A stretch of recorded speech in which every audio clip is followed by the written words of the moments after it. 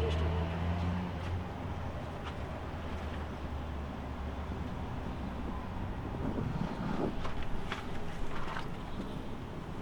Wow, that is big. 26-inch cylinder.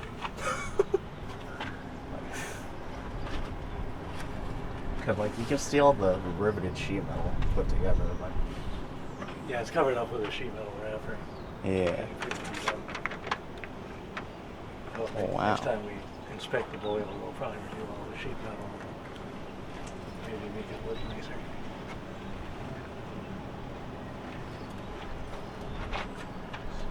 But it's just a lot of enormous pieces riveted, bolted, and welded together.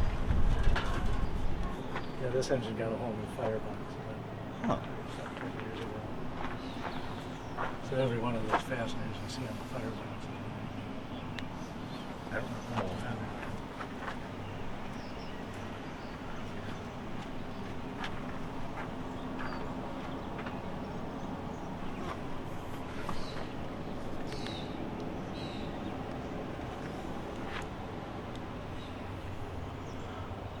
Wow.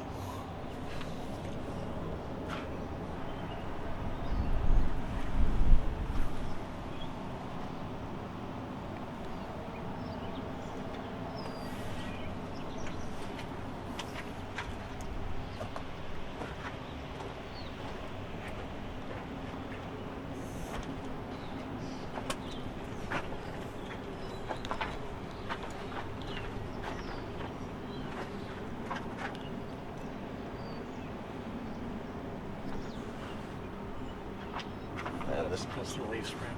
Leaf spring. Now what does that do on the? No, it's kind of like a giant truck spring or something. Lets the engine sit on springs. Ah. The axle goes through here. The bearing box is on top of it. This thing bears on the bearing box, and that carries the spring seat. And then the springs lift up on these bars. And then this pin here carries the whole weight of the engine. Or this part of it. Along with that pair right there. The idea is when one wheel goes up, the other 7 go down.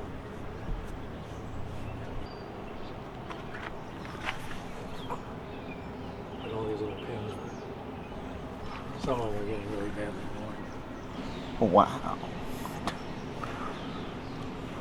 Most people don't get a chance to see what's really underneath this thing. We've been working with it for 50 years, and we've never seen some of this stuff before because we've never had it apart until now.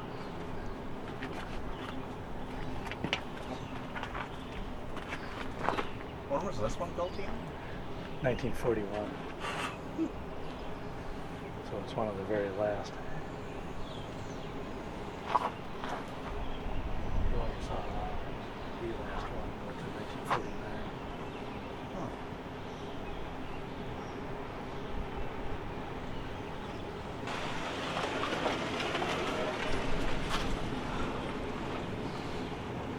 Huh.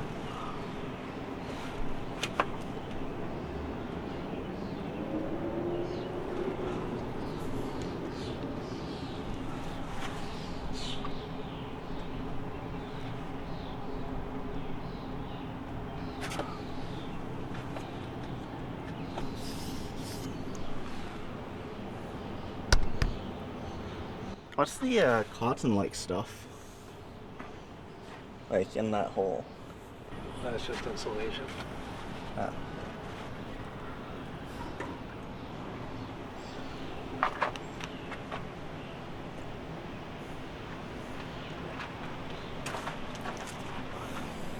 Oh. So what was the new part about the firebox? The inside of the firebox was completely new. Huh. The firebox is it's a layer of water surrounding the fire. Yeah. So water passes about 6 or 8 inches deep. Inside of this layer. Yeah. So all the little buttons are stables that pass through the water.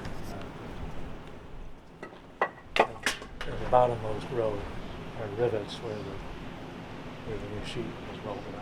inside. We rivet it out. So every one of those rivets we rivet in. Going into that bottom sheet. Yeah, these two rivets here. Yeah. Wow. So those are about 10-inch long rivets that are heated red hot. Hammered.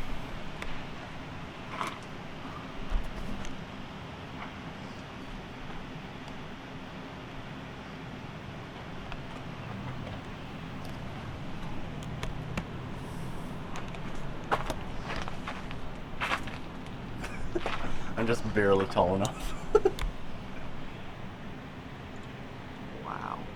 Yeah, an opening is the air intake from the fire. Huh.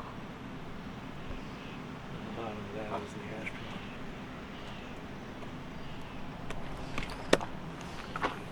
Which has to be emptied every 100 or 200 miles. Oh. That's pretty short.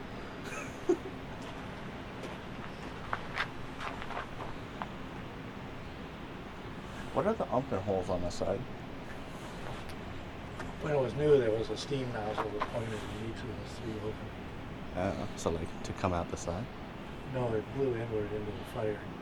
Oh. And it had a venturi-shaped nozzle that would draw in a lot of air. The way the airflow works, it comes in over the ash pan and it goes up through the fire. And then it's deflected backward by a ceramic brick arch to the back of the firebox, and then it comes back down. And then it goes through 275 tubes through the center of the boiler.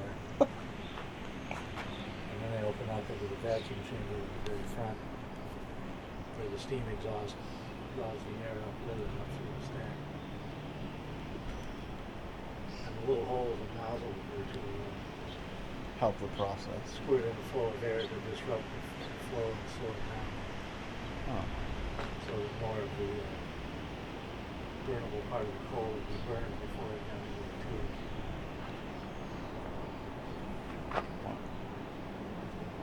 The idea behind the design of the firebox is to extract as much energy from the burning coal as possible,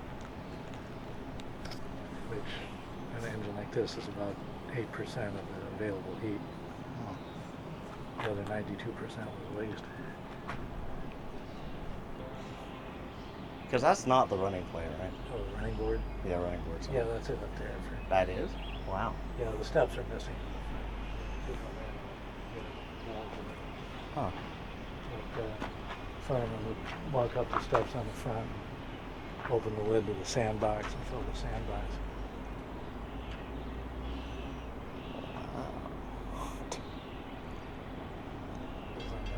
Modern beetle when it gets back here. Those are the 5 sand plates.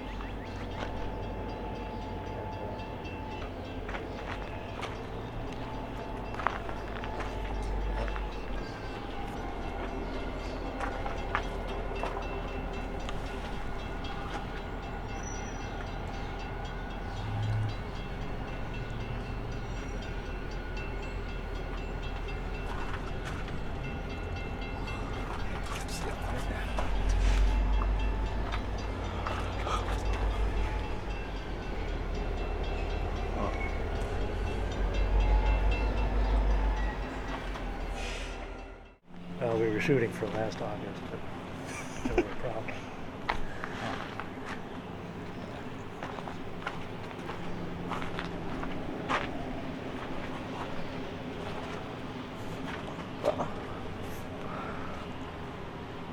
What's this big pipe? That's the stoker tube. There's a screw auger running that carries the coal. Ah. The tender's a couple tracks over there. Yeah.